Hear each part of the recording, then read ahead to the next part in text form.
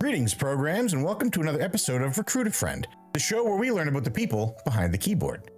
Today, we're sitting down with a Titanforger, podcaster, route planner, and the best damn blue post analyzer on YouTube. Let's give a big Recruit a Friend welcome to Dratnos. Thanks for being here. Hi, glad to be here. So first off, I gotta ask, how does it feel being the guy? Like, you're the guy. Yeah, every morning you wake up and for a couple minutes you forget you're him, and then, all right, I'm him. That's me. That's wild. I dig it. I'm sure you can relate. Yeah, 100%. Yeah, I definitely get those vibes myself. Yeah. Let's jump right into it then. Why don't you tell me, what was your first exposure to the World of Warcraft? Yeah, okay. This was 2007 or something. I was in 7th grade. My friend was like, you should play WoW. He's played an undead warlock. I rolled up a Tauren druid, and this was in, I think, patch 2.0 or 2.1, so just when TBC had just come out, and I started playing then, kind of played a little bit on and off in high school, like a free trial account, human in Elwyn Forest, human mage, level up some tailoring, level up some enchanting, get to level 15. All right, that's enough of that, back off. But during Wrath, I rated a reasonably hardcore at the time, like level, like, heroic 25 ICC, almost killed Lich King, got all the other bosses. So nice. That was like I was kind of in a little bit then, and then backed off for like junior, senior year of high school and college. Didn't really play. So this was like Mop, WAD, Kata. I didn't really play much during those expansions. I'd play like a little bit here or there, but not too much. And then Legion came out, and I was like, all right, I want to play WoW. This looks really fun. This expansion looks hype. Everybody's talking about it. So on the day that Legion launched, I started playing WoW a lot. I didn't really know what was going on. But then from there, I was doing M+ with some people, got into their guild, which was Cutting Edge, and stayed there. So then I was in a Cutting Edge guild in Xavius tier farm, only in farm, so not during Prague, but picked up Cutting Edge with them, and then raided with them in Trial of Valor. That was a lot of fun. Raided with them in Nighthold. That was a lot of fun. It was really good. And then from there, I moved into the guild that I'm currently in, and have been here ever since, and been raiding, ever since, doing M+ ever since. It's been great. Started doing content. So I started doing YouTube videos on like Minecraft mostly back in 2011 and 12 when I was in high school still. Just fired up a YouTube channel. Did a little bit of that for like a year, and a little bit of WoW actually on that channel as well, like a little bit of Cataclysm questing type stuff. So nothing remotely resembling the kind of content I currently do, but it's still WoW.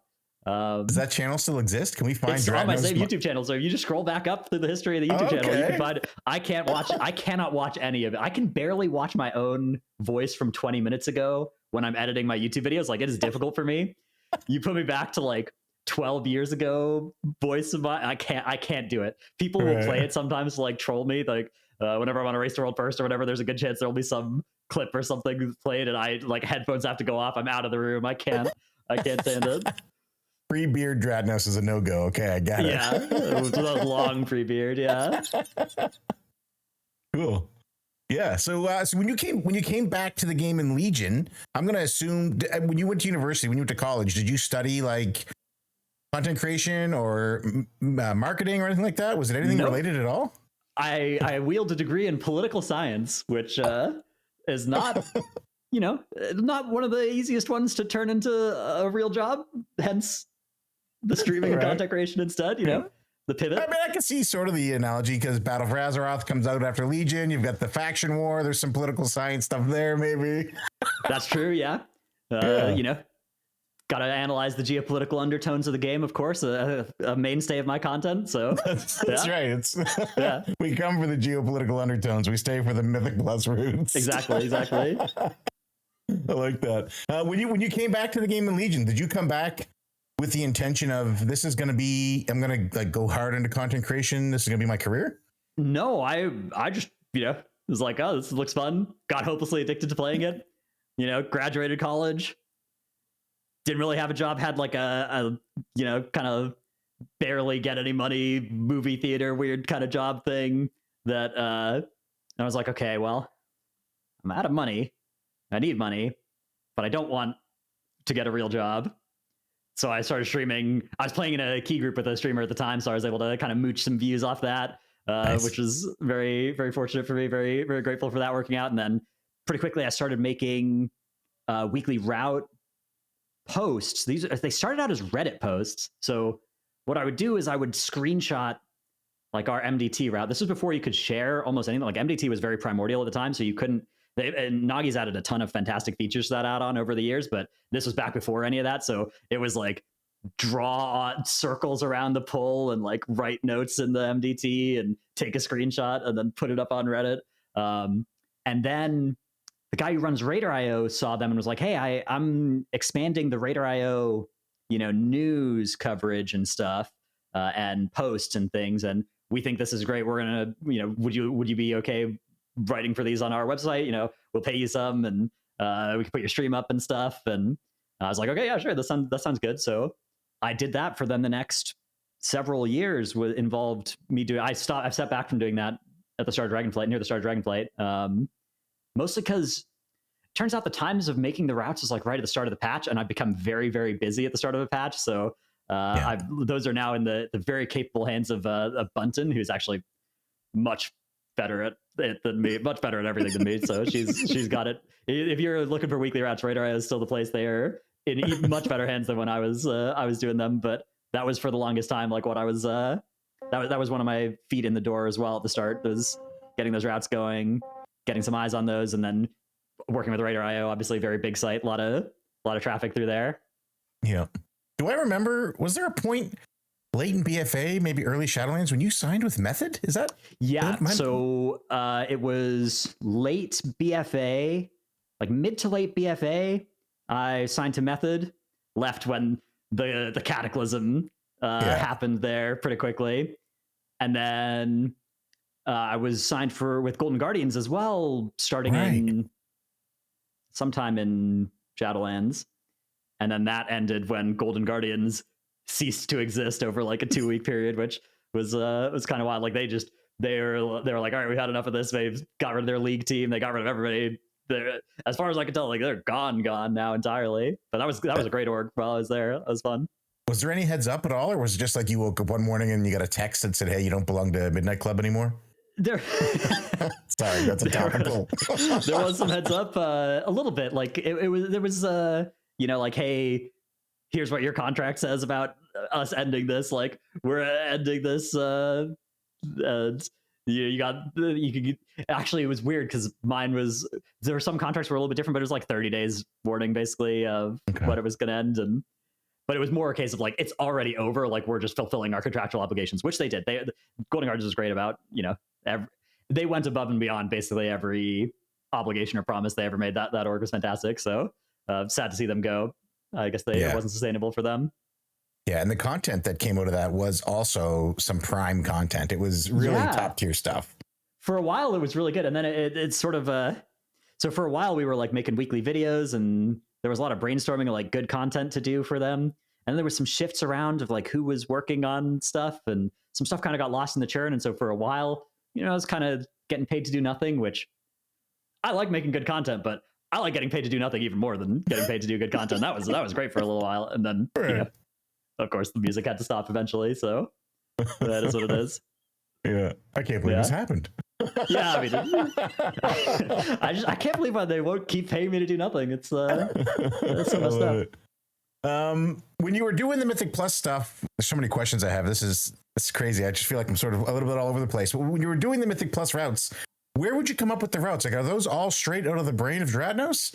No, I would steal them from the guy in my group who was making the routes, and then I would post them. It was a complicated, clout theft operation going on, but it was at the time it was the guild master of my guild, and he would do most of the cooking because he was tanking those routes, and I was involved in the process. I wasn't. There have been some keys that I do where I just am like, somebody link her out, I don't care. But for these, I was involved in the cooking process, but I wouldn't even say I was the primary at the start, at least, like in BFA. When I started posting the routes, it was mostly like, I'm going to post my group's routes. I wasn't claiming like I made these routes or anything. It's like my group's routes, right? And if you want to steal them, right, like if you want some routes for high keys, this is what my group is using for high keys. You can have them. Over the time at Raider IO, that basically stopped being true. Like it moved into I'm making the routes, and it also sort of merged into less of a. There was always this tension behind who am I making these routes for, right? Like, are these routes for other people trying to push high keys? Are they trying to be for, people doing 15s for 10s? Because there's a huge tension behind, like, should I include a shroud skip or should I not, right? Should I assume that you have a rogue? Because 98% of high key groups this season, for example, have a rogue. Not true currently, but that was true back at the time. Or should I not include those skips and try and give you a route without skips? Should I include, like a tricky double pull that saves a lot of time? Or should I skip that, right? Should we be pulling packs that are doing a lot of unavoidable damage and, maybe are going to be hard for high key groups because that scales a lot versus the packs where you can stop everything, but if you don't stop it, it wipes you, right? Like these tensions are tough because whichever one of those you include, there are going to be people who are like, man, this sucks. I'm in this other sort of group. And this route depleted my key, something I got a lot back then. But yeah, you just try and strike the best balance you can, right? I'm just going to comment that on all your YouTube videos from now on. Yeah. This route depleted my key. You won't be alone. You just thumbs up the existing comment that says that. I love that. Did you ever get into a pug and have the tank? I guess if you were, because I know you tank now. Did you ever get into a route, into a pug, and then have them link you one of your routes and say, "Hey, we're going to run this"? Immediately leave the group. No, no chance of success in that situation. You just got a hearth out of there. Oh, yeah. These routes deplete all my keys. Yeah, 100%. It's a complicated like psyop to put these awful routes out there so that every other group does a little bit worse, so that my group can do better relatively. You're closer to title. You're not raising the title score. You're lowering the competition score. Right. You don't have to outrun the bear. You have to outrun the other campers. Right. Dratnos playing 5D chess over here. You are the real jailer. That's right. I love it. One of the things that sort of became synonymous, especially in Golden Guardians, is the combination of Dratnos and Tettles. Like, you're inseparable, and hopefully you guys are friends, because I'm going to ask, how did you meet and how did that relationship grow? Yeah, so, I mean, that was basically back in BFA. We hadn't really talked that much or anything, but, we're in some of the same Discords and stuff in some of the same places, and he was mentioning like he wanted to do collaboration on some video stuff, and I at the time wanted to do a podcast because I was looking at WoW and I was like, there's not really a lot of high-end WoW podcasts talking about stuff like M+ and Raid. There are a great amount of good WoW podcasts, including several that actually do talk about that, especially now, but there weren't at the time. It didn't feel like it was saturated. Like it didn't feel like there was a really great choice for people that wanted to listen to that every week, or maybe there were only one or two and there was space for a third. Because at the time I was coming from in college, I'd been playing a lot of Magic the Gathering, which that game, of the top like 100 players of that game, 70 of them are doing a podcast talking about the game. Very saturated. Like they're all doing different podcasts. Everybody, at least at the time, I don't know what it's like now, but at the time it felt like there were like 30 podcasts where you could get high-end Magic players talking about Magic because they love talking about Magic. And they were, if you were somebody that wanted to learn, you could go do that from a really good player. And in WoW, that was nowhere close to true. Like in WoW, if you looked at the top few hundred players of M+, for instance, very few of them, like there were some that were creating content. A lot of them would stream, but not a lot of them would really try and create like educational content. So I felt like there was a little bit of a niche there where you didn't actually have to be one of the top few hundred people necessarily. You could be a little bit more washed and still be one of the better people that creates content about it. So had that idea. So me and him, he agreed that, okay, let's try that. And then we were looking for a third person, looking around, looking through our M+ Discords, who's going to be good at this. That's why we found Trell. We were like, okay, this could be good. It was actually a lot of cool options there, but Trell worked out really well. It was a good counterbalance to a lot of our kind of biases and perspectives, I think. And so we started up that podcast, and it went for a good 5 years until Trell eventually got like a real job and kind of quit WoW, although he's been back on beta recently. So did I lose you? Maybe he'll be back at some point. And that podcast ended there. But luckily, I'm still podcasting. I started doing the Poddy C recently, which is with Max and Dorky now. So I don't know. I love podcasting. I've always always like getting an opportunity to sit down and yap for a while every week. Oh, I see. We may have a connection issue. Oh, I'm back. All right. Cool. Yeah. The good news about Riverside is it's recording everything locally. So whatever you thought you finished will still be in the recording, and it'll just be me doing this. Cool. You get to do some. Yeah, it was exactly. I was looking. I was like, oh, this guy's got a good stare. This is. I could not win the staring contest. Yeah. You were saying how Trell was a good fit, and you guys bounced each other off, and then you said you ran for 5 years for Titanforge. Yeah, it was good, and then he got a real job, and then started doing the Poddy C recently as well. So at least I've still got a podcast going. And what was the decision like to end Titanforge? Because Titanforge was like, a lot of people loved that show, myself included. It was a great show. Yeah, I mean, I liked doing it. Trell, was basically like, I'm done with this, and so then we kind of had the choice of, do Tettles and I keep it going? Do we get a new host, or do we not, and let it end? I think there are a lot of people that I think underestimate how important Trell was to the dynamic of that podcast, because I feel like a lot of times people would not think of him as like one of the core personalities on that show, but I think he was. So I think it would have been pretty different to continue it without him. But it certainly could have, like, we could have kept it going. We could have found a new host. But it seemed like a kind of natural ending point for it. I don't know. I mean, there are people that come into my chat every day that wish it was still on, and I empathize. It was a fun show to do, but also, after 5 years of a certain podcast, like, we could always talk about the new content, but we'd run through a lot of our ideas for like evergreen episodes that you can do when there's not content. So it gets harder and harder to do that. So yeah, I don't know. I mean, it's not a decision that I think is 100% about or anything, but I'm reasonably happy. Like two podcasts as well was fun to do for a little while. It's fun to juggle, but I think one is probably my stable equilibrium point of amount of podcasts to do per week. Yeah, I guess pretty tough. Let's talk about the Poddy C for a second. How did that come about? Like, did you approach Max and Growl? Like, was it who put that together? So yeah, Max was not Growl, Dorky. Oh yeah, man. Yeah. No, it's okay. Everybody mixes them up. That's fine. That's they don't mind. They're interchangeable. So Max was doing streams, and he would just kind of pull some combination of me, Dorky, Growl, JB, a couple other people less frequently onto his stream to talk about whatever the blue post was that day, or do some kind of tier list or something like that. Have some kind of discussion, and these discussions would have a good podcasty vibe. And in particular, Max would look after the stream at the metrics of the stream viewers and be like, okay, people are liking this, right? Like, people are showing up, people are watching this. So Max and Frank's our production guy. He's like, he edits Max's YouTube videos.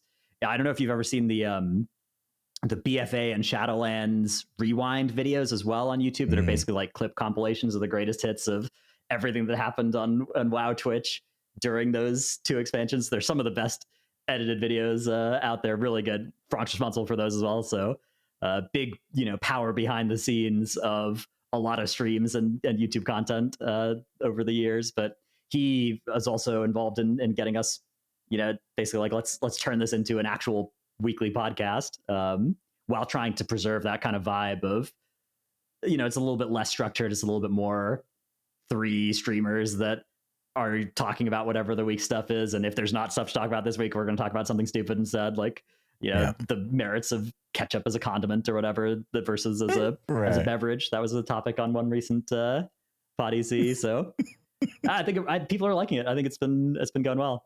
Yeah, it's a good time. It is a good show. You guys have good chemistry too. It's really a fun time, and we are big fans of Frank. We basically assume if it's on YouTube and it looks good, Frank did it. So yeah, 100%. Yeah. Bet. All right, let's talk a little bit about. You mentioned you get really busy at the start of a patch, start of a tier, and that's because you're now one of you're now one of the Race to World First's main casters. Like you cast every Race to World First back to how far back? Yeah, Nyalotha was the first one I cast. So not the very start of the race. That was like old year was when the race started being really televised by, people that were getting first or going for first. And yeah, I remember watching the Race World First and be like, this is really cool. Eternal Palace, I remember watching and being like, this is so good. This is such good content. And then at the time, Max was, he would like watch my stream from time to time. He was a fan. And so he was thinking like, I would be good at it because I hadn't cast anything up until that point. I had my podcast, but I just started, BFA was when I just started streaming. So I just started streaming in mid BFA, right? So this was, a handful of months after that, when he basically advocated to get me a shot at casting the first like complexity limit race. That was when they joined up with complexities. There was complexity limit Race to World First in Texas. So flew out for that. That race was obviously just a huge success, right? That was the first time North America got a world first in 10 years or something. Yeah. Incredible, moment. It worked out pretty well for me. I think I did a good job. And so I got invited back the next year, which was COVID. COVID was basically like, as we were in the Nihilotha Race to World First, concerning news about the spread of this weird new disease to around the world. And then, a couple of weeks later, everything's locked down. Castle Nathri comes out, we're cast that remote. Sanctum comes out, and we're back in person with some, restrictions and stuff. And then Sepulcher happened. Sepulcher, me and Tuttles moved over to Echo for a lot of fun, exciting behind the scenes Race to World First intrigue that I can't share on podcasts or anything like that. How any of that decision works, but no bad blood or anything. Definitely. Were you guys traded? Like, did Liquid trade you to Echo, or is there? I can't confirm or deny anything about anything. All I can say is I've loved casting for at the time Complexity Limit, now Liquid, and I've loved casting for Echo as well. It's very sad for me that I can't cast for both each tier because I do. I have a lot of friends in both guilds. I love them both. But yeah, ever since Sepulcher, I'd been casting for Echo, which is a more different experience because it involves flying to Europe, and then my raid time, which I keep my raid time during Race to World First. So when I was casting for at the time Complexity Limit, I would be raiding, 8:30 p.m. local time or something until midnight, and that's pretty workable, right? That's kind of normal. And then you just cast shifts at different times of the day. When I'm in Europe and I'm casting, my raid times are 3:30 a.m. to 7:30 a.m. local time. Oh my God. So the sleep schedule gets entirely inverted. I'm sleeping in the middle of the day over there, and then I'm casting the mornings or evenings and raiding the middle of the night. And it's very weird, but it works for me. I really enjoy like those 2 weeks are like hyper focused, right? Every hour is either sleeping, casting, making videos, raiding, something like that. So those are a very fun time, but very little time for anything else to be done in there. Trying to juggle getting routes out during that time as well was, for instance, extra hours that I just don't have anymore. Does the jet lag hit you at all, or does it work to your favor? Yeah, not really. Like I usually would show up a couple days earlier before the race actually starts. I could get some sleep, and then by the time the race is actually going, like, if you have to be up and on for that many hours, basically whenever you get back to bed, close eyes, fall asleep happens for me. But I've always had a pretty easy time falling asleep. So whenever I'm actually tired, it's like very easy for me to, doesn't matter if the sun's out or what, it's just straight to sleep. Yeah. What's the energy like as one of the casters? Because you guys do so much of the heavy lifting on stream to keep the audience engaged. When your team that you're supporting, you're casting for, when they get a win, what is that energy like? Like, do you feel like you got part of the win? Sort of, yeah. I mean, there's definitely like you could feel the vibe. I remember as well the Nihilotha one. That's definitely the biggest one that's happened because that was the one that broke the streak of North America not winning for so long. Especially not just North America, but at the time, that guild, they'd been so close, right? Like they were 600k off of World First on Gahoon. They were a weird nerf timing and also very close on Ajara off of World First kill there as well. Jaina was a little bit less close, but they were also not that far behind. And yet at the time, the entire narrative was like, these guys aren't close. Neth is going to win every time. It's a one horse race or whatever. And then Nihilotha comes out and they come out to an early lead, and then the lead expands over time instead of shrinking. And over time, you could start to kind of see that, as people start to believe, like, okay, they actually can win this thing. They started adapting the 21st player raid leading, which was a pretty big innovation at the time. They weren't the first guild to ever do it, but they were the first guild to ever be going for world first and doing it for the whole of progression. And it was a big improvement as well. So you could tell, like, they were playing to win, right? Everything they'd changed over the past 6 months since Eternal Palace had been geared around, getting this win that has eluded them for so long and eluded us as a region for so long as well. And then finally N'Zoth is like low. Method are 2 days behind or something. They're getting the deep pulls, and then finally that pull, the floor just starts shaking as everybody is cheering and jumping around, yelling. It was wild, but obviously I was there. I kind of get caught up in the emotion, but it's not my accomplishment. That's theirs. Yeah. Was what did Blizzard despawning N'Zoth do? That was wild. So they didn't just despawn N'Zoth for a limit. This was a pull in the middle of Mythic N'Zoth progression. They kind of just realized, oh, we don't actually have to go through this gateway to the Mythic phase. N'Zoth is sitting there pulsing AoE damage, but it's not actually going to kill us. So we can just stay here and just DPS down a target dummy and kill N'Zoth that way. And they were kind of thinking, like, maybe we're supposed to do this because we can't figure out the math on how it's supposed to work if we actually go through this gateway, which obviously was eventually the strat, but it wasn't immediately obvious how that was supposed to work out. So they were just sitting there DPSing N'Zoth, and it was doing 10% of the damage that it should have done to actually one-shot them with that pulse. And Blizzard, I guess, was watching. They were like, oh no, this is not good. And so they hit the emergency button, and the emergency button despawned every instance of N'Zoth on every difficulty on every North American region. So if you were fighting normal N'Zoth and that boss despawned for you randomly during the first few weeks, that's why there was a pull that Limit were on that they were going to get world first if with the boss not working the way that Blizzard wanted to. And so they hit the big red button and despawn the boss region wide. I love it. Yeah, it was wild. That's crazy. Have you ever considered, because you're an excellent analyst, you're an excellent caster, you're entertaining. Have you ever considered, but you're also really good at the game, like Pop-Tart Corn Dog, you're not so great at naming guilds, but Pop-Tart Corn. Have you ever considered? We're going to fight today. Okay. All right. Oh, it's that kind of show. Have you ever considered trying out for one of the Race World First teams, to going for it?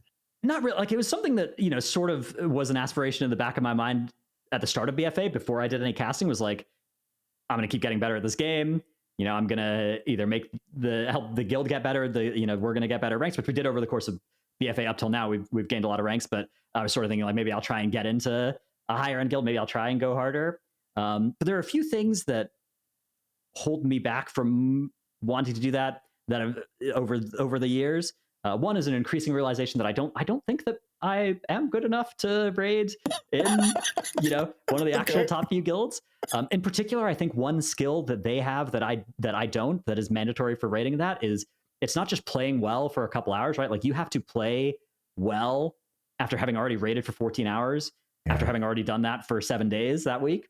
And I'm pretty bad at that, actually. Like, I can play for a couple hours and stay focused, but that starts to fade for me by like hour 10. Like, I've done some tournaments and stuff where you're doing practice for a full day, and by hour 10 I'm getting pretty fried, right? I'm kind of losing the ability to focus super well, and I think that's pretty disqualifying for Race to World First rating. I can maybe get over that, but even aside from that, I don't think the skill is necessarily there. And also the casting is just the opposite of that for me. Casting, I could cast for 16 hours. Luckily, you don't have to, but I feel like I could 16 hours into a cast still be good at it and still be doing my job there. And so that's been basically what I've, those two tracks are kind of, you can't do both at the same time. And casting is definitely the one that is both more fun for me, I think more sustainable. I think I'm better at it than I am at playing. So I'm basically have decided to focus on that, min-max that, and cast at the best possible level, and then raid at the best level that I can do while doing that casting, rather than raid at the best possible level and then have content creation be, what I can do while not sacrificing that, right? Like, you pick one to fully min-max and then do the other one to the extent that is left available. You could do some kind of mix of the both but I always want to be like fully min-maxing something. That's kind of my personality, is in any situation, there's there's always one variable that's like the thing I want to most emphasize, right? That I most am focusing on at a given time or with a given project. Like that's objective one. And then we fill everything else out with the slack that's left, right? I like that. That's a good mentality to have. I dig that. Would you ever consider casting outside of Warcraft?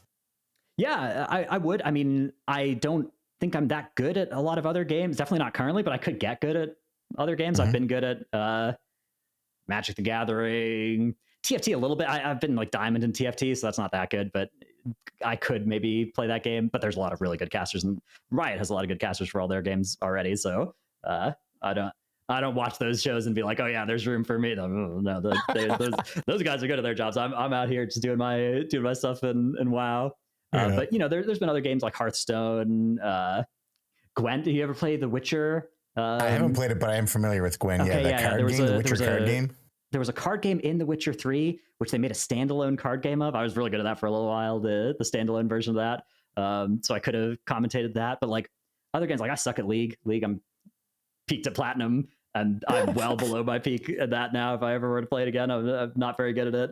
What about Magic the Gathering? Do you still play Magic? Yeah, Magic, I could have, I think, you know, commentary on that when I was playing it, I would have been able to do, or maybe not would have been able to do, but if we combined my casting abilities now with my Magic knowledge at its peak, I think that would have been good. Although again, they have a lot of really solid casters over there. But yeah, you know, if there was maybe a trading card game, I know there's been some new ones coming out, but I think the biggest one right now is called Flesh and Blood, and they don't actually have, their whole bit is Flesh and Blood, so they don't have a digital port, which for me is pretty disqualifying. Like I love sitting and playing games on my computer. That's me. So I don't want to leave this room, I don't know. I mean, like guys. if there's a new game that came out in the MMO, trading card, like the auto battler, those sorts of genres, I think there's a decent chance I could get good enough to cast it. But right now, WoW is, you know, WoW seems like it's got a road ahead of it that looks pretty solid. So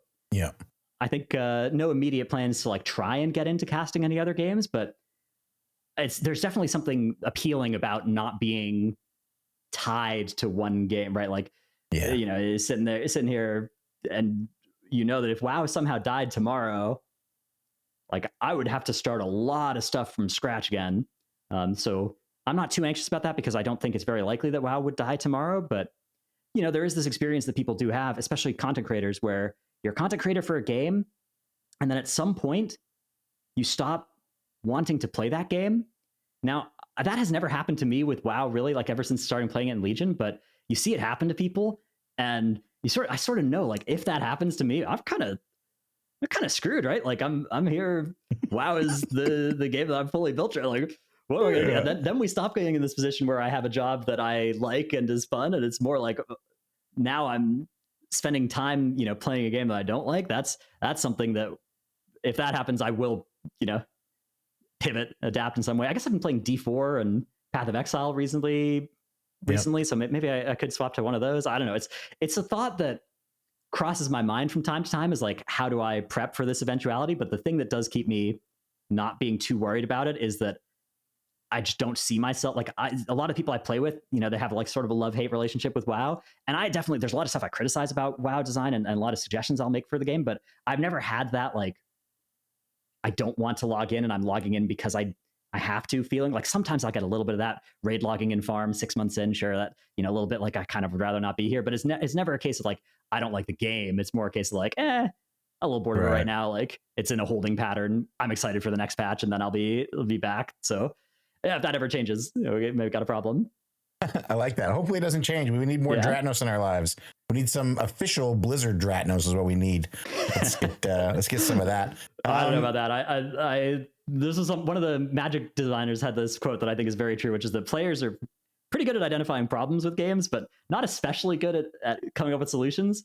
But we love to like cook and come up with our solutions and make these videos and talk about our ideas. And I'm sure there are Blizzard devs watching these that are like, yeah, of course we thought of that idea. There's like 30 reasons why that wouldn't work, but you're just ignoring them and, you know, putting out your idea like you're some kind of genius. So Yeah. You know what? I've never that image. I've never had that image in my head of like Blizzard devs reading our tweets and be going, "Oh yeah, why didn't we think to just get rid of Sanguine?"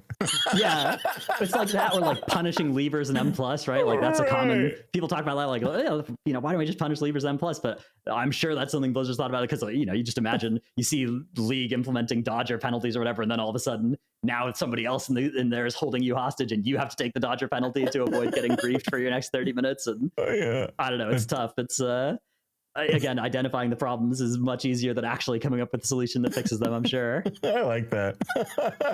Dratnos, you're something of a community icon. Do you ever feel pressure because of that? Like maybe you can't say something you want to say?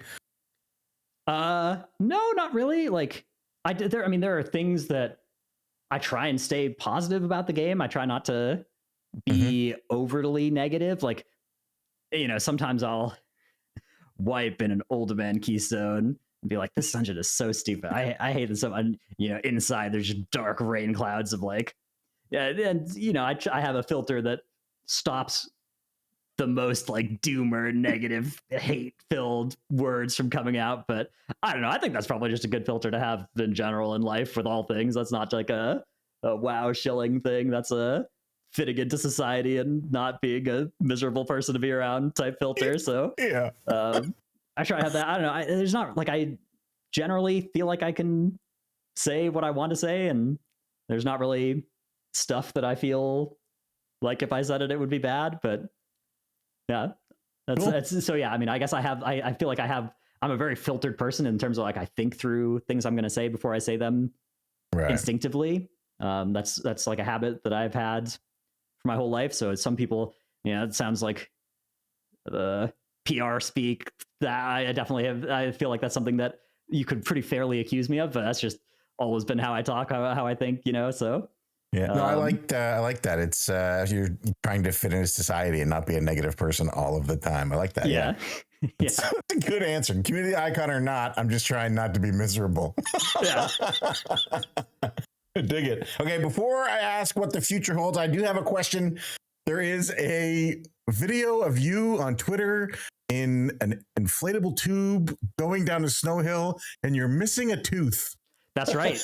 Yeah. What happened to that tooth? Well, it broke off, but it grew back, so it's all good now. It's it's fixed. But yeah, okay. So long story, but I'd had a infection in the bone when I was like 14 that led to that tooth getting root canaled, and then eventually had to get a crown on it. And then that, I guess, was inherently somewhat fragile, so that snapped when I was eating some bread. It just kind of broke off, painless. But there's now a space where a tooth used to be that there wasn't a tooth anymore. Like the bottom of the tooth is still, or the root of the tooth, I guess, was still in there, but the crown was all snapped off. So yeah, that happened. And then they, removed the rest, put in an implant, waited for that to heal, and put in a new, I guess, permanent crown thing that's there. So this thing, tooth's fake, but it doesn't look like it. At least it's pretty indetectable. So it worked out. It's but yeah, that was a weird few months. Sort of have this moment where you kind of realize, like, oh man, I'm on camera a lot. My tooth just broken off. There's not a fix forthcoming. So there's a human part of you that's like, this really sucks. I'm gonna look weird. People are gonna talk about how weird I look for the next several months until this is fixed. I'm gonna sound weird, and for me, like, sounding weird is almost worse than looking weird.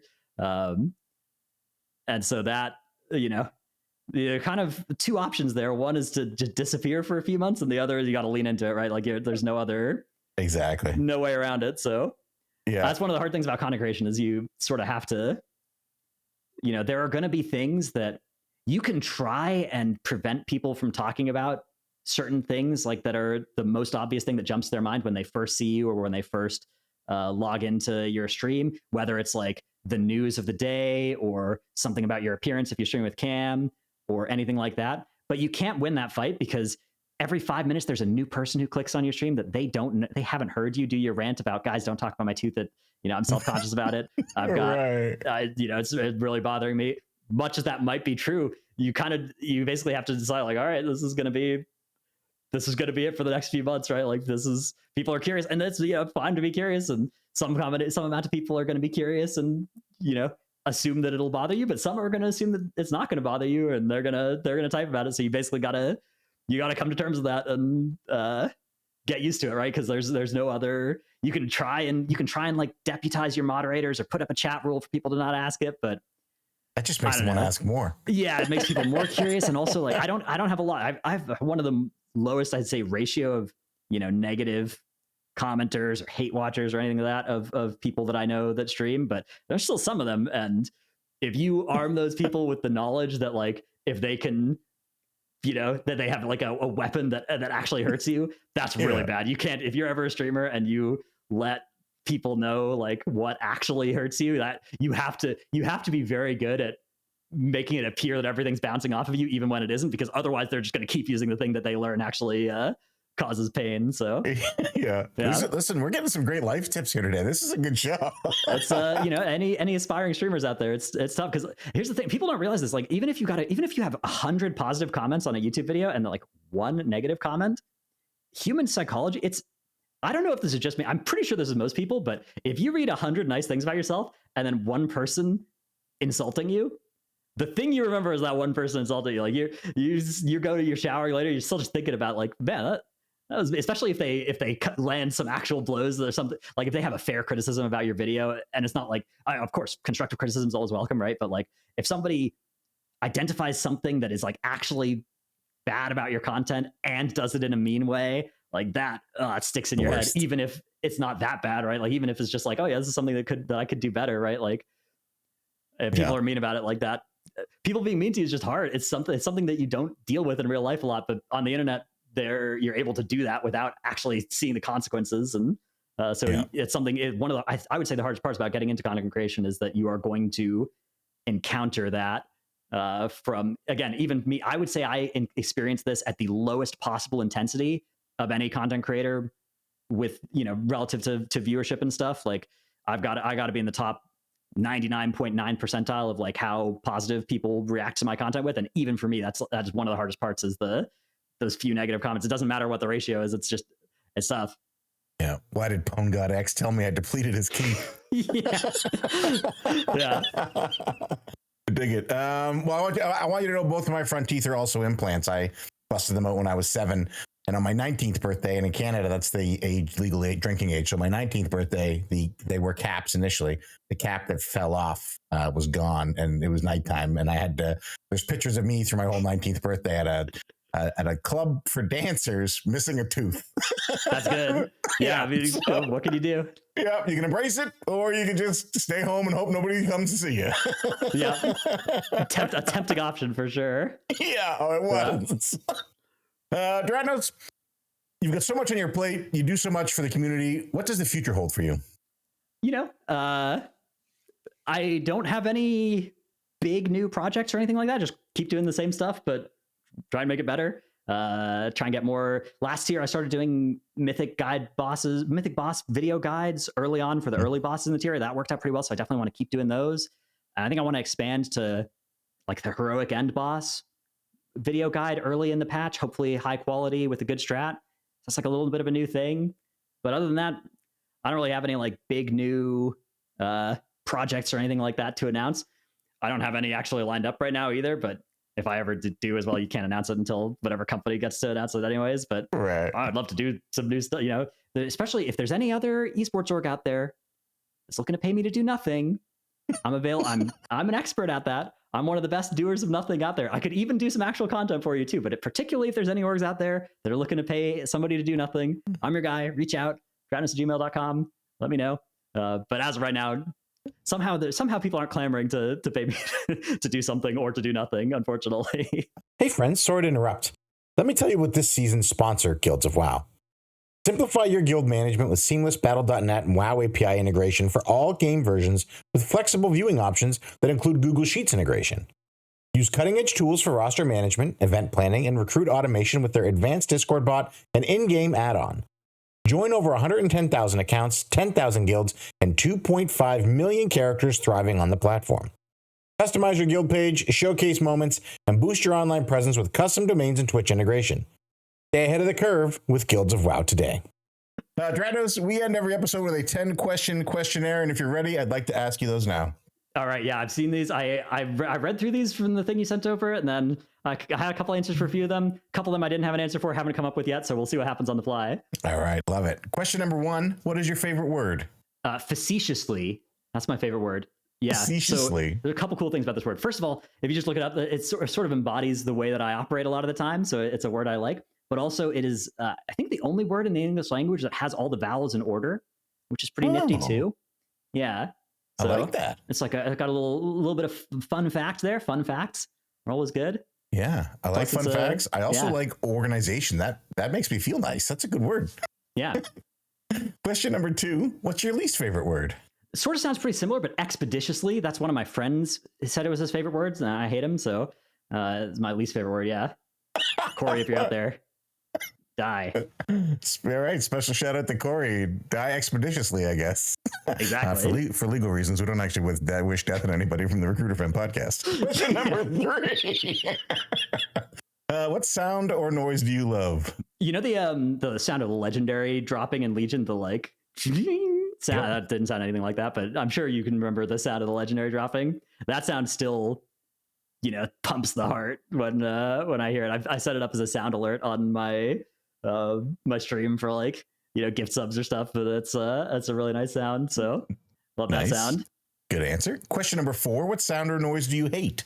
Yeah, so the first 3 times that sound played for me, I got Agramar's Stride, Cephas' Secret, and Pride-Az. And Cephas and Pride-Az were both good eventually, but this was pre-buff for those 2 legendaries, so those legendaries suck. So yeah, my first 3 legendaries, and the first 3 times I heard that noise were not good, but eventually it was good. Yeah. I love that. I'm glad you didn't say the sound of Corey's voice. Question number 5. No, that's a better answer than what I had. I don't even know who this guy is. Why did I think of that? Question number 5. What is your favorite dungeon? I've thought about this. This is a tough one. I think it's probably Tazavesh. That dungeon, beautiful. A lot of great boss fights, a lot of fun bits. Kind of cheating because it's 2 M+ dungeons, but it was. I think that was really special. I think that dungeon was really cool. One of the best, combinations of theme, art, bosses. Obviously it's not. People have nitpicks about its various parts of it in M+, but overall, I think it set a very high bar. So yeah, definitely Tazavesh. Yeah, I love that. I'm a big fan of mega dungeons. Question number 6. What is your least favorite dungeon? Yeah, I'm going to go with King's Rest. That dungeon was always such a bummer for me. I did not like zoning into King's Rest. There were a lot of things that I didn't like about it. It was really long. And so that key would just take 1.5 times as long as the other keys that season. There were a lot of kind of BS mechanics. Like there was back in the day, you'd have to, if you didn't have a DH that could blade dance dodge a mechanic on a boss fight, and also a trash mechanic as well on the bridge. It was like randomly twice as hard, that boss fight in that trash. There was Shadow of Zul that would just murder your tank in a way that they'd never been murdered before.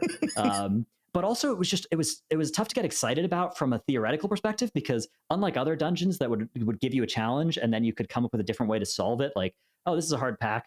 What can we pull instead of this? Or how can we engineer it so that we have Bloodlust on this pack? That dungeon was just a straight line. There were gates up between all the different areas, so you couldn't go ahead and, what if we pull a couple trashes after this, so we wait for lust, so we have it for this boss? Like there was very little creativity that you could ever express in how you pull that dungeon. So I didn't like the trash. I didn't like a lot of the bosses, and there was no creativity in how you could play it, and it was long.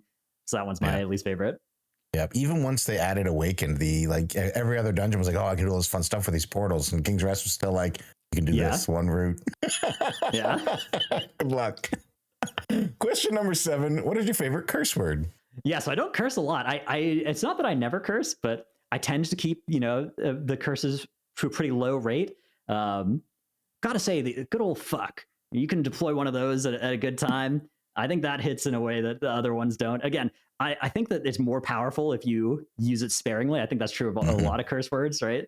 I don't have. There are a lot of people I raid with that use them a lot, but for me personally, I think you can turn cursing into something really funny if you aim it at just the perfect time, and it's like surprising as well. People are surprised to hear curse words out of me, and I want to maintain that. That makes them more funny when I do use them. Also, it's good to not be in the habit of cursing too much when you're trying to be a caster as well. Some casts, they don't like it when you do that. So yeah, that's true. Yeah. That's a good answer. Question number, that was 7. Question number 8. I should really number these in this sheet. Question number 8. What is your favorite raid?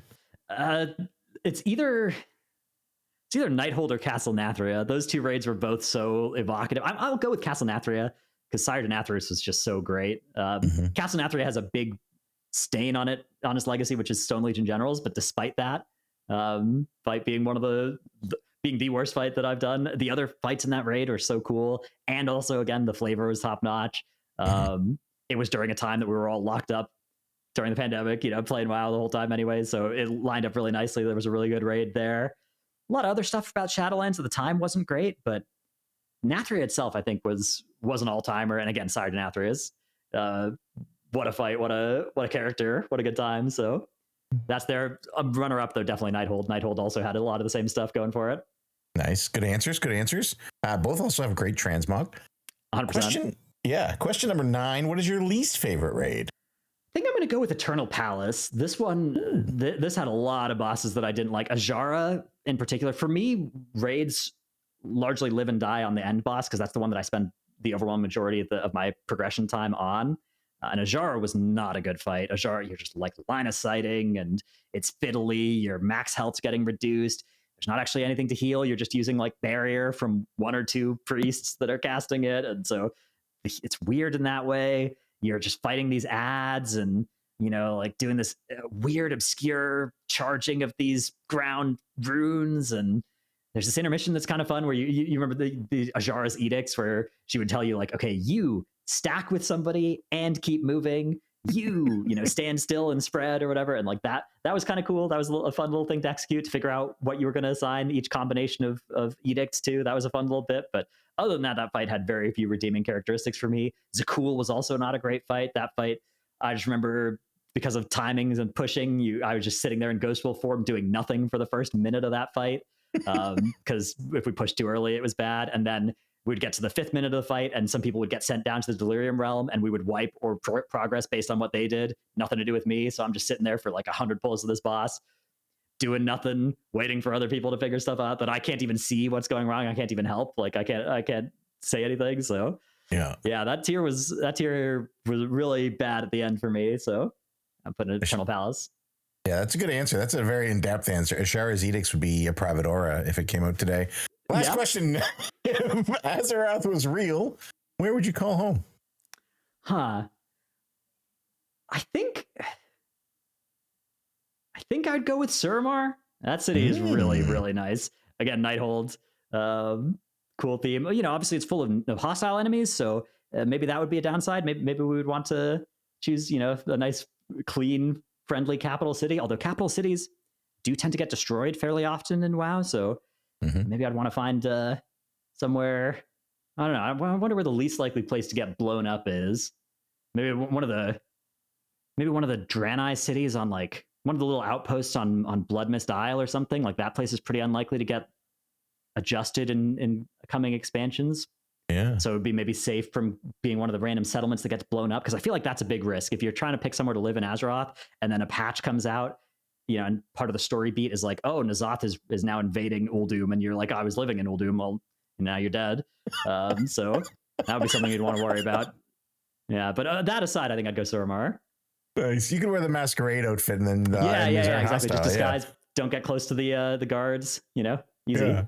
I don't know why I was surprised that the most analytical breakdown of that question came from you. Look, you got to think about it.